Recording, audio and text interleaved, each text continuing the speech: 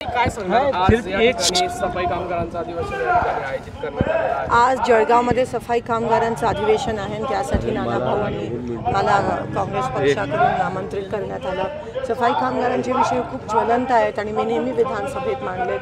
आज सरकार एक कट कारस्थान करते आणि षडयंत्र करते की सफाई कामगारांचं अस्तित्व पुसण्याचा प्रयत्न करते आणि हे अतिशय दुःखदायक आहे, धक्कादायक आहे आणि म्हणून सफाई कामगारांना न्याय मिळाला पाहिजे। लाडपागे समितीचे विषय असेल आज पूर्ण सगळ्या गोष्टी 5 ठेकेदारांना महाराष्ट्र सरकार कॉन्ट्रॅक्ट बेसिसवर देते आणि कॉन्ट्रॅक्ट बेसिसवर देत आहे आणि त्याच्यामुळे आरक्षण रद्द करायचं कुठेतरी कट कारस्थान चाललं आहे। आज कास्ट सेन्सेस आम्ही त्यांना घ्यायला सांगतो आहे।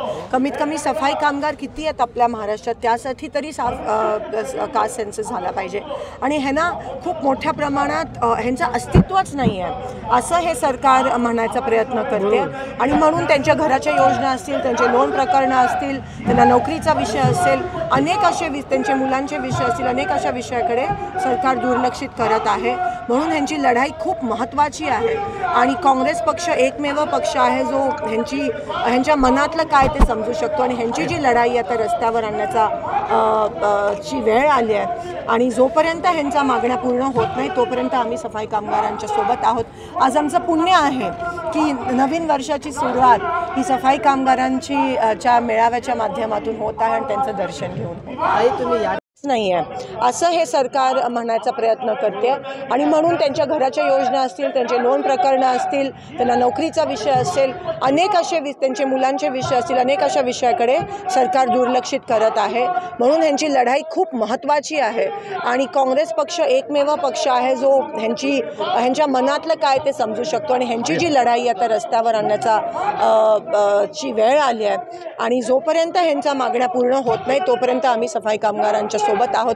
आज आमचं पुण्य आहे की नवीन वर्षाची सुरुवात ही सफाई कामगारांची च्या मेळाव्याच्या माध्यमातून होत आहे आणि त्यांचं दर्शन घेऊन होत आहे। तुम्ही या ठिकाणी भाषणामध्ये सांगितलं की गुंगीबैरी सरकार आहे, याला गदा हलवण्याची गरज आहे नेमकं आणि हे जे सरकार आहे ते 5 ठेकेदारांना महाराष्ट्र विकण्याच्या तयारीत आहे। नेमकं हे ठेकेदार कोण आहेत आता हे तुम्हाला सगळ्यांना माहिती आहे, पण ही जर प्रथा आपल्या महाराष्ट्रात पडत असेल तर ती खूप भीतीदायक आणि धोकादायक आहे आपल्या महाराष्ट्रासाठी, युवकांसाठी की तुम्ही शासनाच्या सवलती कोणाला द्यायला तुमची तयारी नसेल आणि तुम्ही सगळं ठेकेदारांना देत असाल केवळ त्यांना खुश ठेवण्यासाठी तर ह्याचा अर्थ काय झालं। आणि हा सफाई कामगार जो घटक आहे तो आपल्या महाराष्ट्रातलाच नव्हे तर आपल्या देशाचा खूप महत्त्वाचा घटक आहे आणि तुम्ही त्यांना जर न्याय देऊ शकत नाही तर तुम्हाला सरकारमध्ये राहणार मायबाप सरकार म्हणतात पण हे मायबाप सरकार तर आहेच नाही, ते 50 खोक्याचं सरकार आहे आणि जर तुम्ही ह्या गोरगरिबांना न्याय द्यायला तुम्हाला तुमची तयारी नसेल तर तुम्हाला सरकारमध्ये राहण्याचा काही अधिकार नाही। बरेचसे प्रश्न आहेत, महिलांचे प्रश्न आहेत, दुसरीकडे प्रकल्प सुद्धा महाराष्ट्रातले आणले जात आहेत। अशा पद्धतीने या सरकारवर जसं मी म्हणाली एक दिवशी महाराष्ट्र दुसऱ्या राज्याला देऊन टाकते अशा पद्धतीत ह्यांचं चाललं आहे। सगळे प्रकल्प आपल्या महाराष्ट्रातून गुजरातला जात आहेत, दुसऱ्या राज्यांमध्ये जात आहेत। महिलांवर एवढ्या मोठ्या प्रमाणात अत्याचार होत आहेत।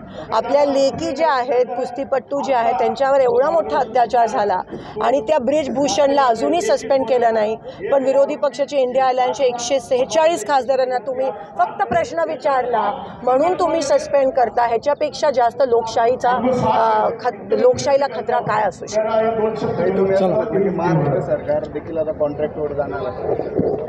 महाराष्ट्र सरकारने महाराष्ट्र राज्य बहुतेक हे कॉन्ट्रॅक्टवर देतील कारण का ह्यांना गोरगरिबांची काही घेणं देणं नाही आहे। ह्यांना फक्त स्वतःच्या स्वार्थासाठी सत्तेत राहण्यासाठी कोणत्याही टोकाला जातील असं हे सरकार।